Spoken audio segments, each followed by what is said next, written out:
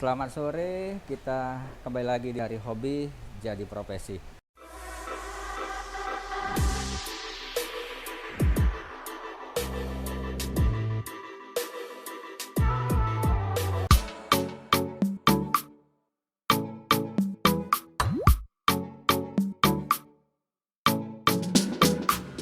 Nah, kita akan ngobrol-ngobrol panjang di sini bersama, kita kenalan dulu bersama siapa nih, Bang?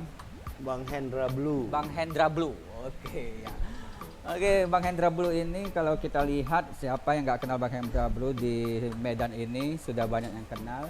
Dia seorang trainer yang memberikan informasi tentang first aid ya Bang ya. Oke.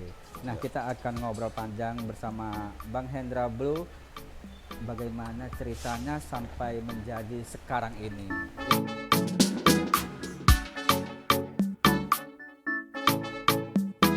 Outdoor activities itu kan nggak tahu. Iya. Dan, apalagi kita masih mudanya pengen mencoba semuanya tuh kan.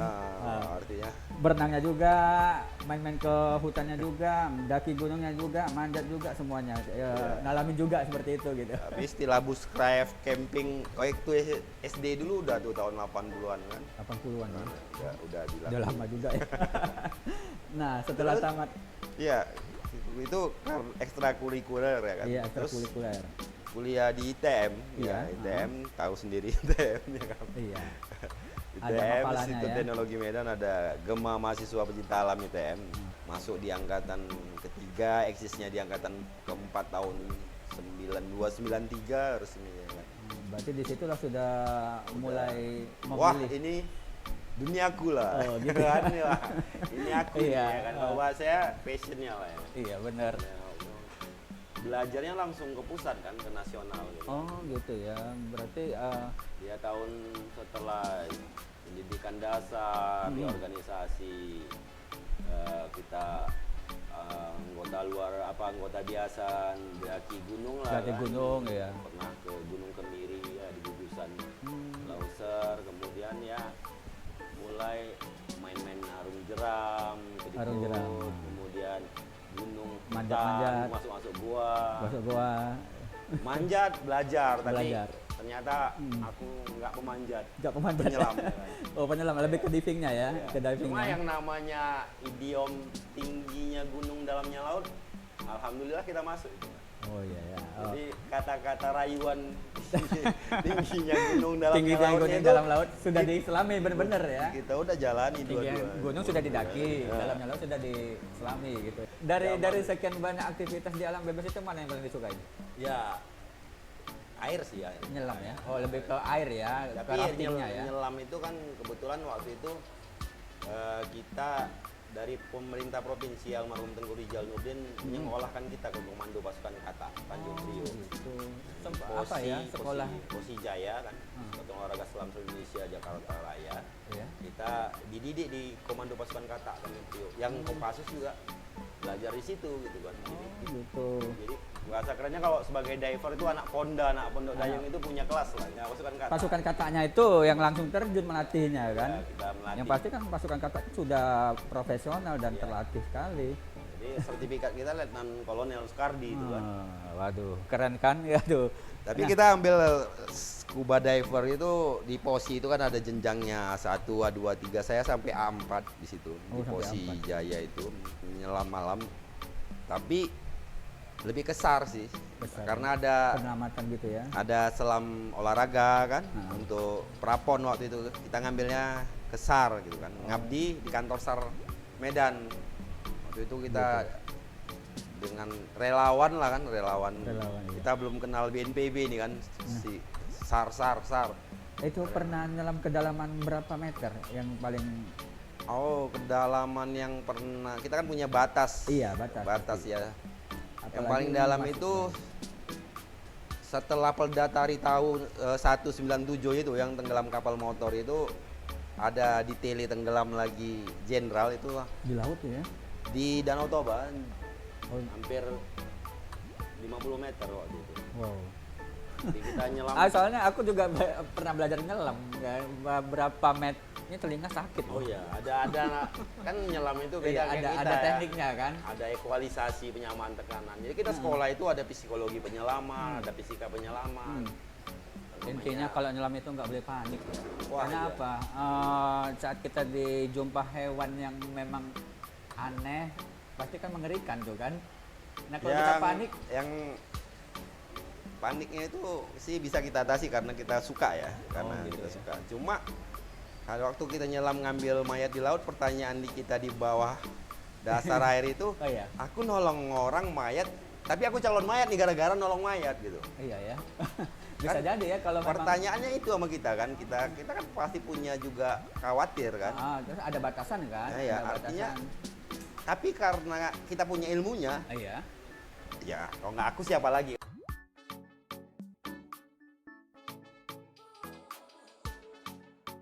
Johanniter sekarang masih ada Masih ada di Jerman. di Cuma Jerman kan ya. Kita membawa logo dia kan. Logo dia. Jadi iya. 2010 dia closing, dia lahirkan kita untuk membuat LSM sendiri, yaitu First Aid Indonesia namanya, yang saya juga direktur di situ. Sehingga peralatan-peralatan dari mereka ini Ini ya. mereka ditinggal hibah ya? untuk kita Kita lanjutkan. Oh, luar biasa juga ya. Jadi salah satu LSM yang memang apa namanya bisa kita teruskan walaupun mereka sudah tidak di sini lagi kan. Oke.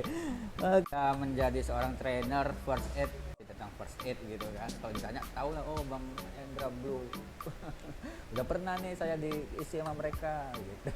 Termasuk saya juga. Tahun berapa dulu kita ya. Nah, udah kemana aja tuh kalau sudah sampai keluar Sumatera juga Bang? Kalau kegiatannya pribadi sih ya nggak terkait ini kan, pernah jadi manajer Arung Jeram Indonesia tahun 2001 di Minakami Jepang untuk kegiatan International Rafting Federation, sehingga kita nggak di blacklist lagi.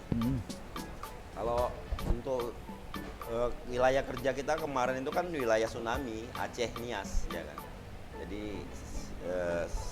pulau-pulau di daerah Nias, kemudian di Sinabang, Pulau Semelu seperti itu ya. Kemarin itu ya waktu Karena bencana. first aid ini kan kita sepele sih sebenarnya. Saya dulu di zaman masih pencinta alam pun sepele. PPGD. Aduh apa dulu itu? pertolongan pertama pada kecelakaan ya. P3K. P3K.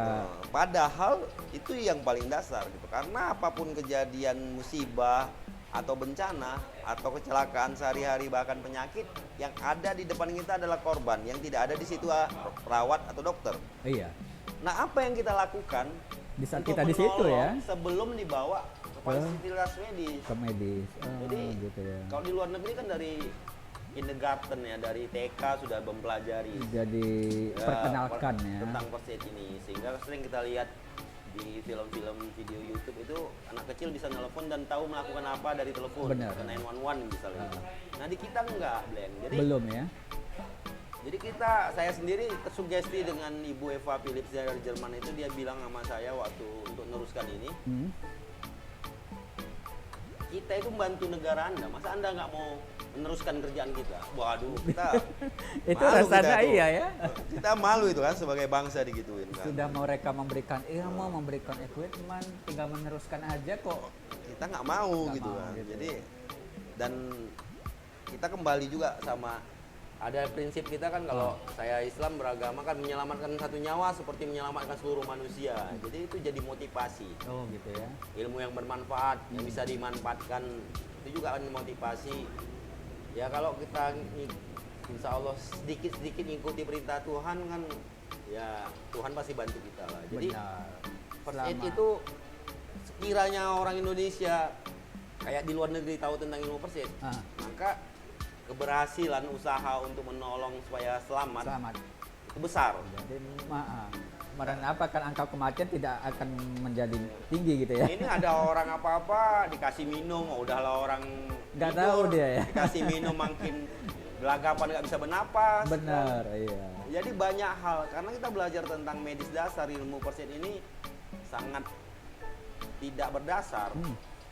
Kayak Dimisan, didongakkan, darahnya bisa masuk ke paru-paru atau ke lambung. Iya. Padahal itu harus ditundukkan, berhenti dan keluar, jangan didongak sehingga masuk. Dan itu yang Bahaya. bahaya. Apalagi luka bakar itu ya, dulu pasta gigi zat kimia yang bisa Benar. masuk ke pembuluh darah. Padahal pakai air mengalir. air mengalir aja sehingga panasnya keluar. Iya, orang udah panas dia masak di panas. Masyarakat, maka saya harapkan juga kepada kawan-kawan Iya. yang eksis ini ya di bidang ini. Hmm. Karena dijumpai di lapangan ketika kita melatih masyarakat, dia udah dapat ilmu dari protokol yang salah, itu kita betulnya sulit loh.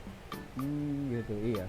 Karena udah sudah kebiasaan. pakemnya yang salah gitu. Jadi mohonlah kalau boleh sih, karena dunia ini luas, tidak butuh kita lomba-lomba atau bersaing, ya kan. Saya juga suka kalau banyak kawan-kawan yang udah saya melatih lagi, tapi jangan berhenti belajar. Iya. Bilang butuh keberanian ya. Dalam arti apa? Di saat ada kecelakaan di depan dia butuh keberanian. Walaupun dia punya skill untuk udah dapat skill tertuduh lah dia, aduh hati-hati nanti bahaya gini semuanya. Iya, Kan iya. banyak orang-orang datang, loh kok berani kali, nanti bahaya, nanti kena kita yang disalahkan lagi, itu semuanya. Itu gimana tuh? Mungkin itu case khusus lah yang mungkin orang-orang terlatih atau yang punya identitas berani melakukannya. Iya benar. Tapi kalau kepada kita yang orang umum awam, kalau itu keluarga kita, anak, istri, suami, orang tua, kita nggak bisa nolak. Resiko apapun akan Iya. kita ambil Oh, untuk iya, benar. menyelamatkannya. Kalau Jadi orang bilang itu nanti bahaya gini-gini, iya, ini kita- keluargaku. keluargaku kan. Nah, itu Tapi masih, permasalahannya kita melakukan dengan benar tidak. nah itu dia. Jangan sampai malah kita mempercepatnya. Kayak patah tulang kan bahaya kan, malah Ya, dia orang main angkat aja main yang angkat aja. tadinya keselio makin jadi patah malah kan begitu. Itu dia kan. Jadi bahaya. lebih pertanyaan Doni tadi itu memang ada case tapi kasuistik lah. Iya. Tapi kalau dikembalikan kepada awam, kita sendiri pasti menjumpai Jumpai di musibah. jalanan, diri kita sendiri bisa kecelakaan, iya. anak, istri, atau bahkan orang tua kita bakal tidak bernyawa, tidak bernafas di rumah nanti. Nah, apa yang kita lakukan? pertolongan pertama dulu ya. Pertolongan first aid-nya pertama. itu dulu. Masa kali manfaat ilmu ini ya, setidaknya setiap orang ini harus memiliki ini ya. Ya. Ini pertolongan pertama. Karena apa? Di sekitar dia itu, sekitar kita itu pasti ada aja yang kejadian-kejadian yang tidak pernah kita sangka-sangka. Membuat kader-kader atau bibit-bibit penerusnya lagi. Ada kok. Memang eksis di outdoor itu ya dari kalangan penikmat ya kayak wall climbing, kayak menarung jeram atau lingkungan-lingkungan outdoor itu kan mereka bisa lah melakukan tindakan dan kita 50 orang Adalah ya penerusnya ya. penerusnya kalau Karena kan kita semakin lama semakin menua ya. iya. Cuma sertifikasi kemudian jam terbang. Jam terbang ya. Jam terbang sih. Hmm. Kita Indonesia ini kan dibilang orang swalayan bencana, silahkan minta bencana apa aja. Hah? Soal yang bencana maksudnya apa tuh? Mau jenis bencana apa aja ada di Ada negara sini? kita. Oh iya. Ya kan? Sampai yang terbaru pun likuifaksi ya kan ada. Jadi kita itu harus belajar first aid. Karena kita pasti jumpa korban Iya. di keluarga kita sendiri atau kita yang bakal jadi korban Yang benar. yang benar dengan protokol yang benar. Iya. Sehingga ketika kejadian kayak orang meninggal kan kita nggak mau orang meninggal tapi pasti ada aja orang meninggal. Iya. Kita nggak mau ada kecelakaan musibah tapi pasti terjadi. Hmm. Dan waktu terjadi itu kita melakukan tindakan yang benar. Dan zaman semakin tinggi kan, tahun semakin tinggi kan, berarti kan standarisasi yang tahun dulu itu semakin berubah ya. Efisiensi lah. Efisiensi. Kayak misalnya first aid untuk COVID-19 ini. Iya. Saya baru kan kita update dari trainer kita yang dari Jerman. Ada tindakan-tindakan yang nggak boleh. Kayak melakukan RJP itu pompa jantung dan paru itu Benar. nggak lagi kita ngasih nafas, hanya pompa saja. Memang perkembangan secara majoritinya ilmu enggak. Tapi karena tekniknya lah ya. case-nya COVID itu harus tidak boleh kontak langsung sama sesama manusia, maka ada hal-hal yang dikurang-kurangi. Dikurangi ya. Tapi tidak mengurangi esensi melakukan tindakan pertolongan pertamanya. Oh gitu. Ya kita selalu dapat perkembangan juga, update juga. Ini pengalaman yang paling mengesankan nih, begitu lama Om telah banyak menolong orang, memberikan informasi first aid apa tuh? Wah, waktu itu pernah melatih di daerah Spis. Ketika melatih, seorang ibu nangis-nangis. Kenapa dia? Jadi kita tegang di situ. Saya udah melatih dia di Iya. awal penilaian Oh, ini waktu keadaan. pelatihan, bukan dia kecelakaan ya? Ya, kalau pelatihan nanti setelah ini kecelakaan. Penilaian keadaan, kemudian kita penilaian dini, masuk ke posisi pemulihan. Karena ada menentukan korban sadar, tidak sadar, bernapas, tidak bernapas. Kalau tidak Kayaknya bernapas, saya di situ ya. ya. Bernapas, Gitu. dia tidak sadar bernapas, kita posisi pemulihan Iya. miringkan. Kalau tidak sadar tidak bernapas, kita RJP. Nah, waktu setelah melatih RJP itu si Ibu. ibu muda tadi, kakak lah kita Iya. bilang, nangis-nangis. Jadi Nggak mau pelatihan kita hentikan dan semua juga nggak tahu kenapa. Ah, Secara persuasif, jadi kita break. Saya pendekatan sama dia. iya. Kenapa? Ternyata 3 hari yang lalu suaminya meninggal. Oh. Dan dia sedih. Kalau dia dapat pelatihan ini lebih cepat, dia bisa melakukan RJP. Gitu ya. Jadi Jadi saya bilang bukan salah kakak, bukan salah saya, tapi memang ajal itu urusan Tuhan. Ya kan? dia teringat Nah, ya. dia- Kenapa dia- ilmu ini tidak dari awal dia Dia miliki nggak- sebelum kok baru kejadian? sekarang, kok aku tahunya setelah belajar. Nah, itu ya kan Iya, iya. istilahnya katakanlah kesedihan. Nah, kalau tindakan menolong orang di jalan, kita ya prinsip kita kan, kalau saya sih kalau ngelihat orang di depan saya ada kecelakaan, itu tugas saya, itu aja. Pasar di pajak yang nolong juga tukang becak mungkin. Jadi Iya. itu Bisa ada kita nggak tahu di sana. nggak tahu kita kan jauh mungkin ya. kita saling memberi manfaat lah. Jadi ketika saya pernah menolong suatu sore orang maghrib tuh biasanya orang jalan ke arah pulang dari Brastagi itu dia mepet sama mobil, jatuh, saya tolong dia. Jadi kenal sama kita. Kenal lagi ya. Kenal lagi. Saya tangani waktu itu sampai dia ditangani, dan kita kan ini saya ingatkan juga seperti pertanyaan Doni itu, memang ada risikonya menolong, ada undang-undang yang kalau kita nggak mau menolong malah kita terancam. Jadi saya gitu. harapkan Sekarang ini ya? ada undang-undang. Jadi saya harapkan hati-hati pakai logo, pakai seragam. Benar. Karena bagi yang tahu itu kalau kita pakai seragam rescue atau seragam apa, kita nggak menolong, Nggak kita menolong. Benar. terkena sanksi. Terkena sanksi. Oh. Kita yang dianggap berseragam dan punya ilmu tapi tidak menolong, Nggak ke sanksi. sanksi. Tapi kalau di saat kita pakai baju biasa tidak ada seragam, Ya kita nggak ada sanksi kan? Nggak ada pertanggungjawaban dengan seragam itu kan. Tapi Iya. saya lihat bebas sekali orang pakai seragam, padahal ada konsekuensi hukumnya di situ. Itu dia ya. Jadi Berarti kan tidak nggak- sembarangan mendapatkan seragam ini. seragam itu ada kualitasnya di situ. Jadi Iya. bangga boleh sih pakai seragam, tapi ada konsekuensi di situ. Iya benar. Nah, yang saya alami itu sampai satu hal yang jadi pelajaran, bukan menakut-nakuti, tapi ini bisa kejadian aja. Saya bawa naik becak mesin sampai di rumah sakit, karena itu orang yang tidak dikenal, maka saya lah penjaminnya. Saya bayar 200.000 Iya. untuk ditangani. Saya hubungi keluarganya, tukang becak nunggu, tukang becak nunggu karena mesti saya bayar. Belum saya bayar kan? Iya. Apalagi kempes tuh ban dia, ya kan? Iya. Saya hubungi keluarganya datang dan menuduh saya nabrak. Nah itu dia yang Kita di Medan ini khususnya, orang nggak percaya kita nolong orang. benar. Jadi itu yang ketakutan orang. Aku nanti kejadian lagi, awak jadi nolong capek-capek ke sana, nanti apa yang disalahin gitu kan? Kemudian dia ditangani dokter. Walau alam memang ajal ya namanya. Setelah itu nggak selesai sampai di situ urusan saya. 200.000 tadi hilang loh, ya kan? Nggak mungkin kita tagih. Iya. Dibilang makasih pun Untuk nggak. jaminan ya, untuk jaminan sama tukang becak tadi. Udah bilang makasih pun nggak kan? Enggak kan? Sih, supaya keluar asuransinya. Gitu Jadi ya. ada konsekuensi hukum yang mesti kita jalani. Iya ya. Ketika kita menolong orang yang tidak dikenal. Tapi itu terkait pertanyaan Doni tadi. Iya. Tapi abaikan cerita pengalaman saya ini. Kalau itu keluarga kita, risiko apapun kita ambil. Yang penting niat baik aja dulu ya. Ada yang kecelakaan di depan mata kita, udah gak usah mikirkan yang nantinya kayak gini, kita tolong aja langsung gitu. Ini apa isinya nih? Ya, ada mitela, ada alat praktek. Tapi kita nggak bawa alat ini. Dengan ilmu khususnya yang standar dari kita, dari Johanniter, itu tanpa alat dan obat yang khusus, skillnya bisa menggunakan alat di sekitar apapun.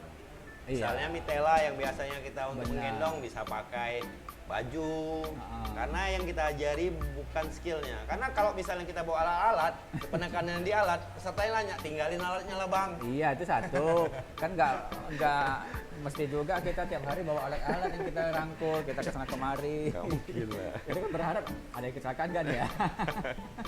Ya, jadi kita lebih ke caranya ya. Skillnya. Skillnya, cara menangani di saat terjadi kecelakaan. Itulah pertolongan pertamanya. Dan suka dukanya ada lagi kita sebagai dukanya pelatih tuh. ini.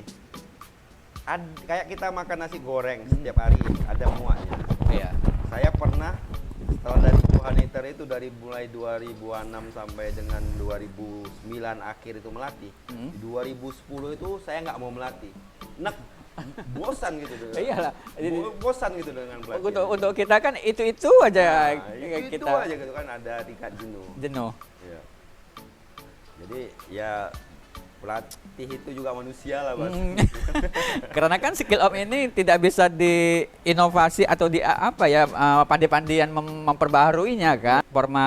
Formulasi yang baru, inovasi yang baru untuk memberikan kenyamanan dan juga lebih tertarik orang. Kalau protokolnya Nah, ini kan sudah begitu lama ya Om ya, jadi sebagai bisa dibilang profesi Om ya? Profesi. Nah, udah berapa tahun ya? Puluhan tahun udah ya? Iya, 20 tahun. 20 tahun, bayangin 20 tahun. Udah tadi cerita tentang ada juga titik kejenuhannya gitu. Nah, sampai sekarang ini 2001 ini masih bertahan itu Om ya. Gimana tuh? Kok masih bertahan dia? Ya, dengan profesi ini? Saya ingat waktu itu saya ada pernah berdoa waktu di Pecinta Alam. Waktu itu kan kita mau eksisan ini, ada jadi pemain musik gitu kan, ada peragawan. Benar. semua hobi profesi motor, lah ya. Kan mobil. Jadi kesannya waktu itu saya ngelihat kok asik ya punya. Jadi penolong lah. Aku ingin jadi penolong. Oh gitu. Aku ingin jadi penolong. Gitu. Kirain saya kok asik ya, profesi dia enak kali ya. Jadi berdoa, intinya berdoa sih. Tuhan kasih aku pekerjaan yang membuat aku bisa menolong. Jadi berdoa jadi dikaliku hidup itu berumah tangga atau apa, memang nggak bisa ke relawanan ini kita jadikan satu pegangan awal-awalnya, ya kan? Iya. Tapi tetaplah kita jadi diri kita sendiri yang memang punya passion di outdoor ini. Iya. Silahkan kita mencari makan dengan cara apapun, berdagang atau dengan bekerja. Tapi jangan tinggalkan jati diri kita, karena itu passionnya kita, itu diri kita. Di situ kita membuat hidup kita lebih hidup gitu kan. Ya, dan siapapun tidak akan bisa memaksakan kehendak yang nggak boleh ke sini, nggak boleh ke situ lagi. Gitu. Ya, jadi be yourself-nya itu kan di kita nih outdoor. Dan Tuhan kan maha mengabulkan juga. Kita mesti yakin itu. Dengan keyakinan itu, toh ada sampai sekarang ya, saya juga jadi honor di Badan Penanggulangan Bencana Daerah Provinsi Sumatera Utara sebagai fasilitator desa tangguh bencana. Sebelumnya instruktur, atau kita di LSM First Aid Indonesia dipanggil melatih seperti itu kan. Pasti ada lah. Cuma kalau misalnya mencari kaya berlebih tidak sih, tapi kalau untuk cukup, tidak kurang, tidak lebih, Alhamdulillah ada ya. Ada. Itu kita bisa eksis lah. Jadi intinya bahwa dari hobi yang kalau kita dalamin lagi, kita tekunin lagi, bisa menghasilkan dari hobi itu Om ya. Dan menjadi profesi kan? Iya. Karena kalau kita pindah dari bidang kita menjadi orang bodoh baru. Bener Om, sudah ngalamin itu. Tapi kalau kita fokus di sini, kita lama-lama yang guru kan. Iya. Karena itu passion kita kan, passion kita yang beraktivitas di alam bebas, berinteraksi dengan orang-orang banyak. Tapi kalau kita tiba-tiba masuk di dalam ruangan, seharian di depan laptop mungkin nggak bisa juga ya. Siapa kita? Siapa kita? Oke, terima kasih Bang Hendra, sangat inspiratif sekali ya pengalaman-pengalamannya yang telah berbagi dengan kita semuanya. Jadi intinya bahwa dari hobi itu kalau kita tekuni, kita fokus, dari hobi itu bisa menghasilkan dan menjadi profesi sampai sekarang ini.